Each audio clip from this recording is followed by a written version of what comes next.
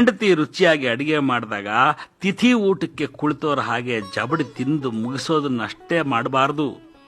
ನಿನ್ನ ಕೈಯಲ್ಲಿ ಅದು ಇನ್ನೆಂಥ ಅಮೃತವಿದೆಯೇ ಮಾರಾಯ್ತಿ, ದೇವತೆಗಳು ಮಾತ್ರ ತಿನ್ನಬಹುದಾದಂಥ ಅಡಿಗೆ ಮಾಡಿದೀಯಾ ನೋಡು ಅನ್ನಬೇಕು. ಅದನ್ನ ಆಕೆ ನಿರೀಕ್ಷೆ ಮಾಡ್ತಾ ಇರ್ತಾಳೆ. ನೆನಪಿರ್ಲಿ, ಹೊಗಳಿಕೆ ಮತ್ತು ಮೆಚ್ಚುಗೆಗೆ ಮುಂದಾದಾಗ ನೀವು ಹೊಗಳೋ ಟೈಮು ಮತ್ತು ಪರಿಸ್ಥಿತಿಗಳ ಬಗ್ಗೆ ಗಮನ ಇರಲಿ. ನಿಮ್ಮ ಹೊಗಳಿಕೆ ಆ ಕ್ಷಣ ಇನ್ಸ್ಟಂಟ್ ಆಗಿ ಬರಬೇಕು. ಮೆಚ್ಚುಗೆ ಅನ್ನೋದು ಇಮ್ಮಿಡಿಯೇಟ್ ಆಗಿರಬೇಕು.